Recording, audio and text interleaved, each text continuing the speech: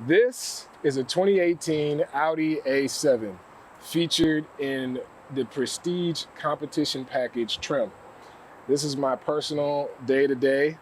I purchased this car back earlier this year in January from Plaza Motor Sports or Plaza Motor, whatever they call them. Plaza Motors over in, I think it's Creve Coeur, Missouri. Got a pretty good deal on the car. These were the last, I believe the chassis is called the C7.5 to go out. So they had a few of these laying around in January, and the newer trim had come out already, but I really am not a fan of it, honestly, especially the fact that you can't see the tailpipes. I actually talked to the folks at Audi, and they said the reason why they didn't include those on the newer models is because people didn't like the way the tailpipes got dirty. I guess that chrome trim would have dirt around it. So they were like, okay, no more tailpipes. How very German. Anyway, I'm going to show you guys around a bit, and we're going to drive this thing. So let's go. So we'll start with the exterior of the vehicle. It's featured in this beautiful Nardo gray. Apparently this is Audi's official racing color. I don't know too much about the history of it, but I'm led to believe that Audi actually went and created this color on their own. I've seen it, I don't know, almost redone in other cars, like Toyota does it to a few of theirs. But I don't know if there's pops like this. Something about it. But as you can see, very, very beautiful shell. So one thing that I absolutely love on this car is the headlights and taillights. They changed these, I forgot in what year, but you can tell the difference between newer and older ones just by looking off the headlights. I want to say they changed it for 2016. So yeah, it's definitely like just a nice look. I really wish mine had the sweeping motion like the ones over in Europe do. Apparently there's some kind of mod you can get, but haven't done that one yet. In terms of mods, the only thing I've really done is remove the badge from the back. So a lot of people, well, I guess people that just like cars but aren't enthusiasts, they'll ask if it's an RS7. I think more so maybe because of the paint job, but I don't lie to them. I tell them, nope, it's A7. They're like, what? No. And as you can see here, I've added a very small decal to the brake caliper just to give it a little pop. I don't know why they didn't put anything on these A7 brakes. I know on the S7, it will say S7 and the whole caliper is red. And same for the RS7. And I think the RS7 has the option for black calipers, but I guess they were lazy, but it's still pretty. I love the way the decal kind of gave it a little pop, or vinyl, whatever the hell you call it, before somebody go correcting me. But yeah, let's take it to the inside. So one thing that's commonly said about this car is the amount of trunk space that it has. I personally feel like it's a fair amount of trunk space for a car of its caliber. It's not a supercar, but it's certainly fast. It's faster than my old 2015 Toyota Avalon. And I honestly can't even imagine the speed that comes with the S7 or the RS7. In my opinion, I don't know if that's worth the extra fuel consumption. I do care about going fast, but I think this and a tune from APR is enough, you know? Now, while the trunk does offer a lot of space, one thing that I really hate about the setup is that this thing only closes if you go and press the button behind it. So up here, there are a couple of buttons. One is to close the latch, and one will close it and lock all of the doors. However, I find that it would be nice to be able to just close the latch from the remote, but Audi does not have an option for this. Now, another feature they have is you're supposed to be able to open the trunk by kicking your feet somewhere under the middle. As you can see, I am attempting to do such, and we are failing horribly. Yes, continued fail. So, I think that's for if you have like a bunch of groceries or something, but yeah, I can't get it to work. It used to work. Like when I first got the car, I remember it worked a few times, but now not so much. One thing that I really love about the car is the 20-inch wheels on this thing. I feel like it's just enough meat to eat some bumps on the road. And I don't know, I haven't driven the Audi S7 or the RS7 with the 21s to be able to really say there's much of a difference. But yeah, I'm happy with this. Like, I know a lot of guys go and upgrade the wheels on these, but why? Perfect. Like, I wouldn't even lower it. I don't know, some people are probably like, you're crazy, but it's perfect. Like, there's not really much you need to change on here. Another feature that I really love on this car is the soft close doors. And it has this feature where you don't have to slam the door shut. You simply press it and it'll close itself. So I often find myself telling people, hey, soft close. And they're kind of like, I don't know, wowed by it a bit. But it's just a nice, gentle aesthetic that makes this beast of a car seem like a little dainty in a way. Another thing I like about this car is the ease of getting to the gas reservoir. So if the car is unlocked, this will just pop open with a little push, and then you have your very simple one-click gas cap. Very neat, no need to let the cap dangle. And once you're done, give it one twist, and we're out of there. So now we can sort of move on to the interior. This is, again, the Competition Prestige package. So it has these cool diamond stitch seats. Now, I keep a seat cover on mine just to preserve the seat a bit. I'm a pretty big guy, and I've heard that the leather on these isn't necessarily the best. So trying to preserve it the best that I can. Especially for like when you're getting out the gym and you don't want to be sweating all on the seats. But if you know of a better seat cover, please let me know. Caught myself looking around, but really couldn't find a good one. So one thing I really like with this car is the heads-up display. I'm not sure if you guys can see. There we go. I love that floating display. That was honestly one of the reasons why I bought the car. Don't ask why. I know it doesn't really change much, but I just love heads-up displays. And I love how you can really choose what screen you want on your dash versus the center console. So there's a little switch on here. I can switch between the map, directory, music, and speed. And then within that, we have the gear shifter here. Very simple, but it allows us, really the only interesting thing I found was shifting to sport mode. You only have to put yourself in drive, and while you're driving, if you give your shifter a nudge down, you'll put it in sport mode. And this just puts you in the power band a little more, allows you to capture a little more speed.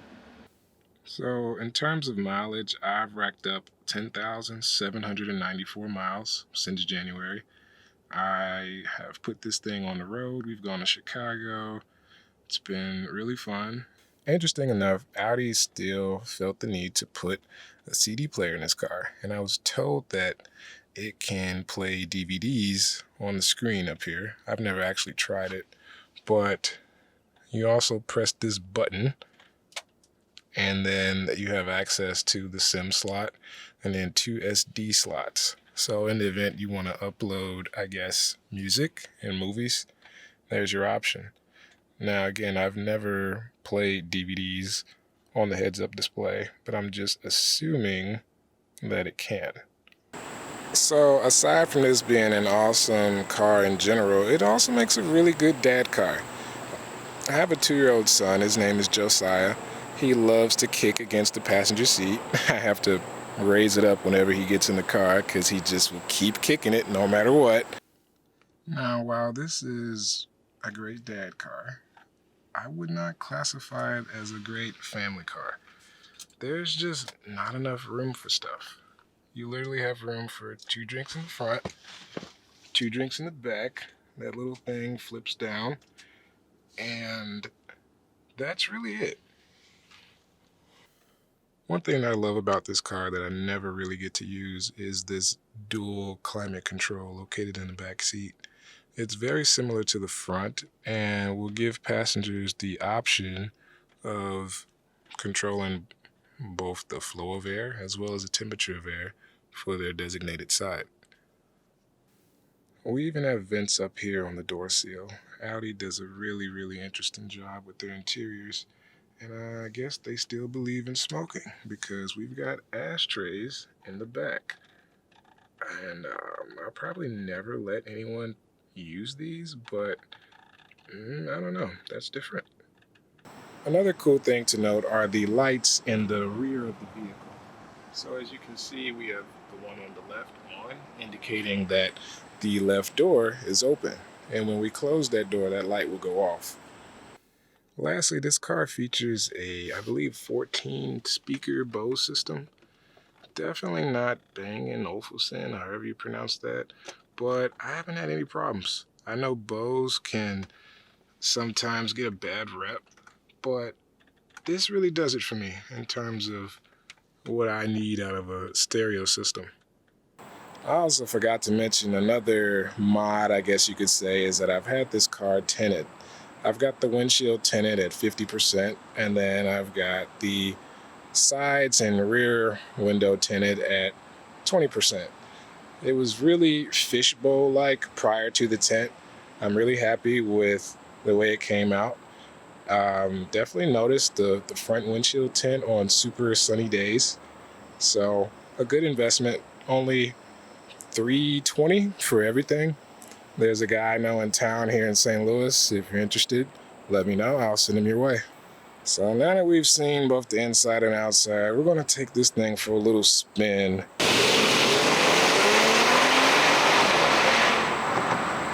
So one thing that I can say that I really enjoy about this car is how planted it feels on the ground. I don't have any fear driving in the rain or the snow because that's just how impressive Audi's all-wheel drive system is, that Quattro system. It is out of this world and worth the clout that it gets, honestly. I can easily say this car has made driving more fun again because driving got boring for a while. Yeah, I had this old 2015 Avalon, and it was like a granny car, a sporty granny car. All right, so we're gonna put this thing on 64 East. Okay.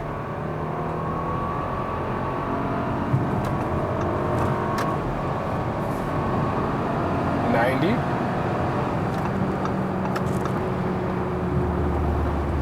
minutes to heaven, not miles per hour. 12.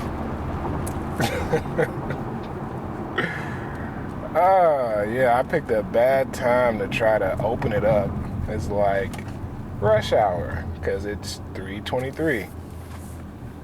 But I hope you guys enjoyed that brief race up the ramp, because now we're in traffic. Ever since school got back in motion, there's been traffic everywhere. Like, children going to school make a massive difference on the amount of traffic there is. I really hope we can have flying cars. I'm really curious, will there be traffic with flying cars?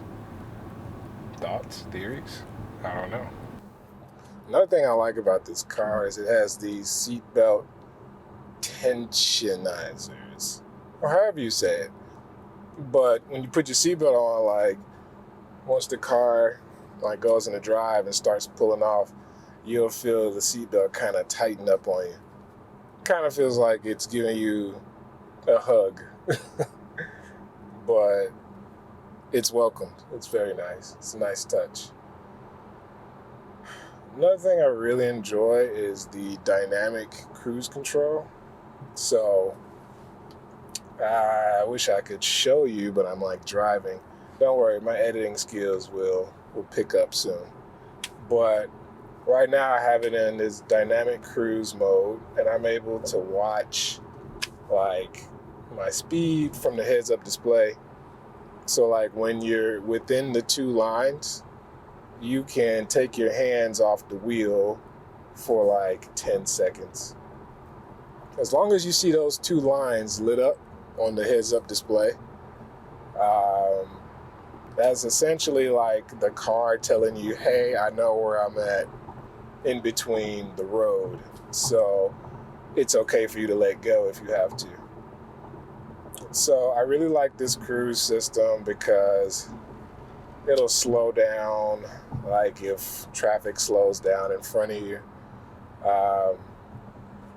You definitely have to still pay attention, but I'd say for the driver that likes to multitask, aka break the law, but do other things while you drive, this is a very nice, not fail-safe, but system to kind of keep you somewhat safer, on the highway / interstate. You can really be assured in knowing that you won't just smack a car unless there's some malfunction with the cruise control, because that could happen too. You can't always rely on technology.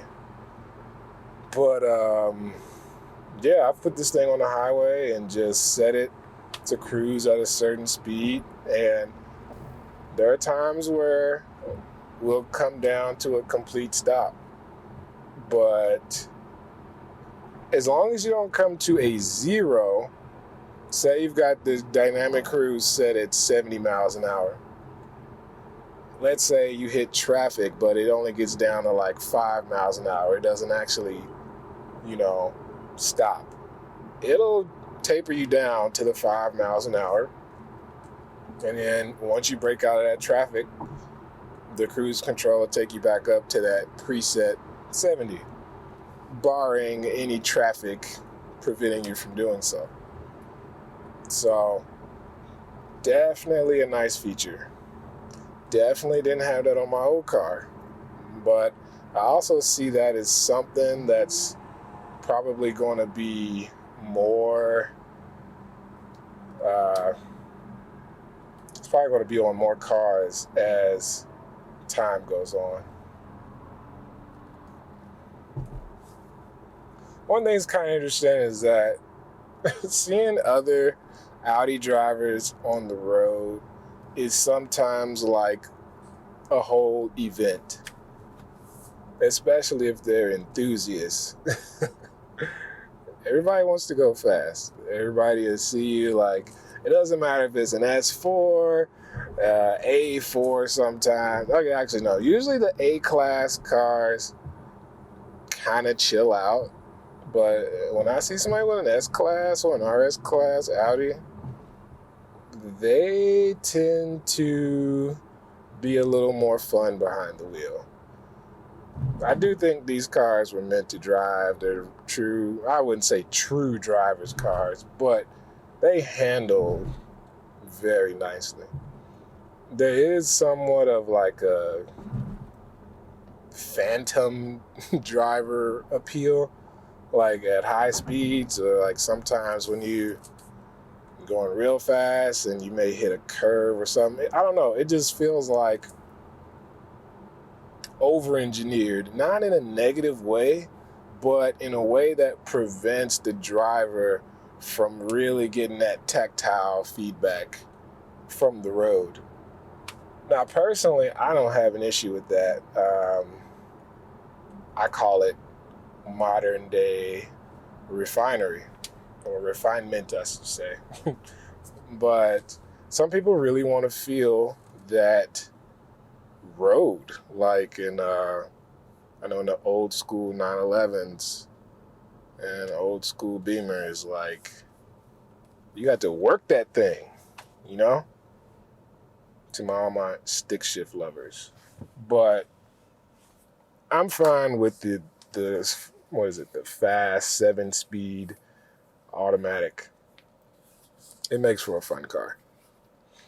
Another thing I want to do with this car eventually is throw an exhaust on there. Shout out to Omnitrix. Really trying to get into a Omnitrix exhaust, preferably the valve exhaust.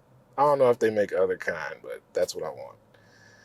I'm a little leery because I've like read things about power loss when the valves are closed, but I don't know how much that matters. It's worth looking into some more.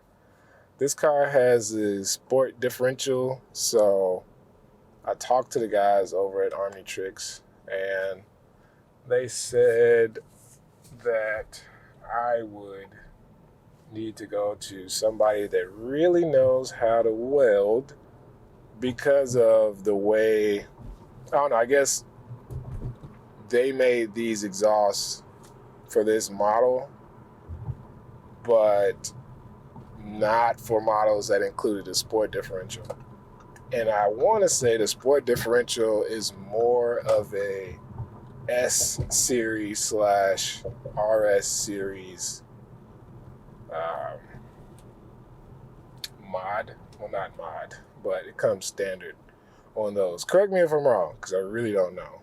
But I would have to guess it did. But I think for the markup, I mean, there was MSRP of $80K, got it for $56. I think that's great. Like, it's a 6-cylinder. I can't go that fast on the streets for real. Like, yes, it would be nice to have an RS7 with 605 stock horses, but how often am I really going to be able to enjoy that? Or how many tickets am I really going to have to get? I already got a ticket in this, actually. Cops sitting on 70 eastbound on the express lane. For all my St. Louis people, they've been setting up speed traps. And they got me hitting the curve at like 96 in a 55. So, had to call my lawyer, like, hey, got another one. Yeah, anyway. Watch your speed, folks. But I hope you guys have enjoyed this fake like review. It wasn't a real review. It's sort of a just check out my car type thing. I'm not trying to be like Doug DeMuro. But if anybody wants to let me just, do a video with their car, like a review, why not? I'd love to give my perspective. So I'm going to try to film things more often. We're going to be at Cars and Coffee this weekend. Just trying to use the camera more in general, you know. Figure why not capture as much as I can. But yeah, hope you guys enjoyed this and stay tuned for the next one. Let me know what you want to hear about. Look out for some real estate videos. I do construction within St. Louis, buying not dilapidated, but not so pretty homes and bringing them up to spec, up to modern code. It's somewhat profitable. It's a great way to make a living. Real estate in general, there's so many facets to it. But I digress. We'll save that for another day. Anyway, you guys stay blessed. Let me know if you like to see something, I don't know, whatever. Like, I'll try to work it in. And yeah, take care.